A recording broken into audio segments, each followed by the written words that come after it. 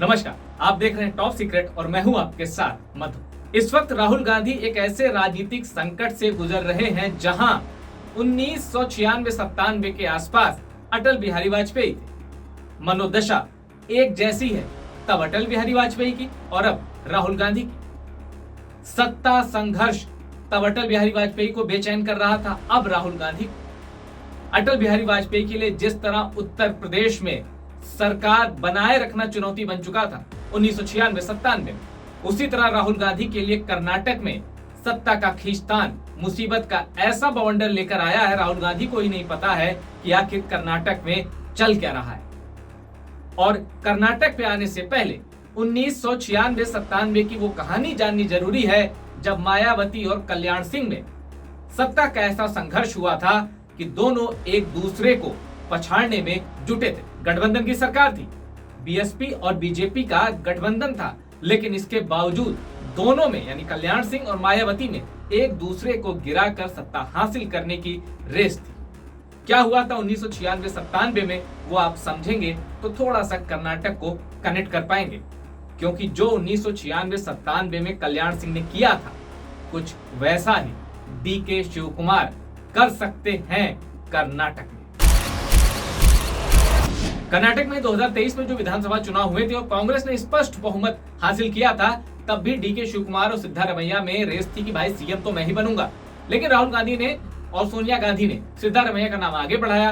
कहा यह जाता है कि तब डीके शिव कुमार को यह आश्वासन दिया गया कि 2.5 साल ये रहेंगे और आप बन जाइएगा कर्नाटक के अगले मुख्यमंत्री। अब 2.5 साल की मियाद आ चुकी है, लेकिन सिद्धारमैया कुर्सी छोड़ने को तैयार नहीं है।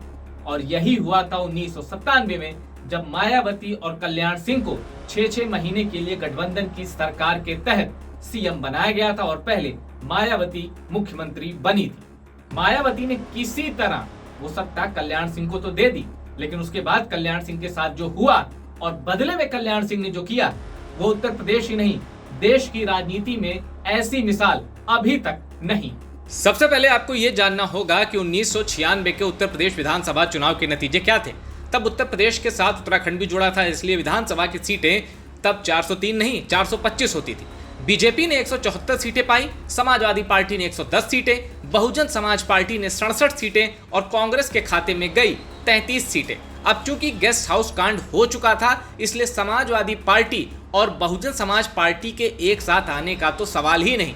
राष्ट्रपति शासन भी बहुत दिन तक लग चुका था। ऐसे में बीजेपी और बहुजन समाज पार्टी ने बैकडोर काफी बातें की, फिर ये तय हुआ कि ठीक है, मिलजुल कर सरकार बनाएंगे। दिल्ली में अटल बिहारी वाजपेयी और काशीराम के बीच गठबंधन के लिए बातचीत शुरू हुई। बीएसपी इस पर अड़ी थी कि भले ही बीजेपी के पास उससे 3 गुना ज्यादा सीटें हैं, लेकिन यूपी का चीफ मिनिस्टर मायावती ही बनेंगी। शुरुआत में बीजेपी इसके लिए तैयार नहीं हुई, लेकिन बाद में यह तय हुआ कि ठीक है, 1 साल के लिए ये प्रयोग करते हैं और 6-6 महीने मुख्यमंत्री वाला प्रयोग होगा, यानी शुरू के 6 महीने बीएसपी का मुख्यमंत्री और अगले 6 महीने बीजेपी का मुख्यमंत्री। खुलकर कहें तो पहले 6 महीने मायावती रहेंगे उत्तर प्रदेश की चीफ मिनिस्टर और फिर कल्याण सिंह।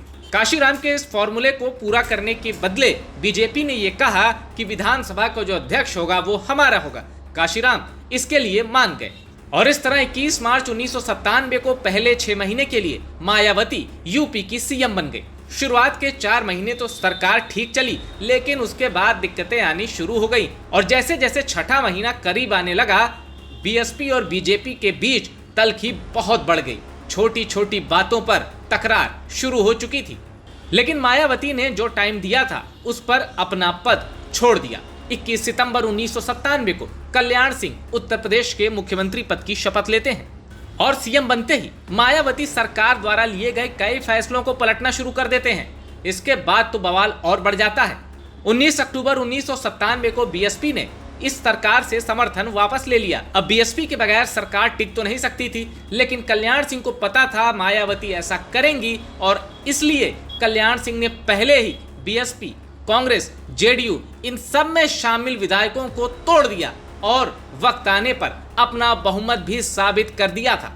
लेकिन कल्याण सिंह ने इसके बदले बड़ी कीमत चुकाई। अपनी सरकार बचाने के लिए अलग अलग पार्टियों से होकर आए हुए ज्यादातर विधायकों को मंत्री पद दे दिया। 93 मंत्री थे तब उत्तर प्रदेश में।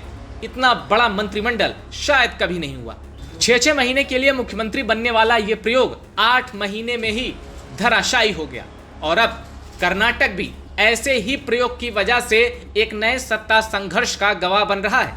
2023 के विधानसभा चुनाव में कांग्रेस को 135 सीटें मिली थी। 224 सीटों वाली कर्नाटक असेंबली में इतनी सीटें बहुत होती हैं, लेकिन डीके शिव कुमार के खेमे का कहना है कि उनके पास 100 से ज्यादा विधायकों का समर्थन है, जबकि सिद्धारमैया ओबीसी होने की वजह से कांग्रेस लीडरशिप की पहली पसंद थे। अब ऐसे में कांग्रेस वहीं फंस गई जहां 1997 में अटल बिहारी वाजपेयी फंस गए थे, क्योंकि सरकार बचाए रखने के लिए कल्याण सिंह ने वहां हर जतन किया और बीजेपी का शीर्ष नेतृत्व ये सब देखता रहा। तो क्या अब यही कर्नाटका में होने वाला है? क्या डीके शिव कुमार अपने मन की करेंगे और कांग्रेस का आलाकमान सिर्फ उसे देखेगा? क्योंकि डीके शिव कुमार के पास संख्या बल है। बात चाहे क्राउड मैनेजमेंट की हो या फंडिंग की, डीके शिव कुमार जैसा योद्धा कांग्रेस के पास कर्नाटक में तो कम से कम नहीं है। बीजेपी के खिलाफ क्या रणनीति बनानी है, इस मामले में भी डीके शिव कुमार बाकी सबसे बहुत बेहतर नजर आते हैं।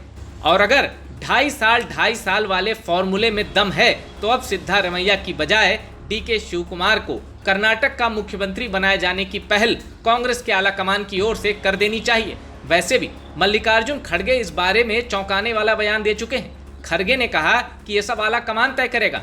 खुद कांग्रेस अध्यक्ष होते हुए आलाकमान पर फैसला टाल रहे हैं। इसका मतलब है डीके शिव कुमार का पलड़ा बहुत भारी हो चुका है। टॉप सीक्रेट की रिपोर्ट पसंद आई उसको शेयर करिएगा और चैनल को सब्सक्राइब जरूर करिएगा। साथ ही कमेंट करके ये भी बताइएगा कि क्या सिद्धारमैया की कुर्सी पर डीके शिव कुमार बैठने वाले हैं।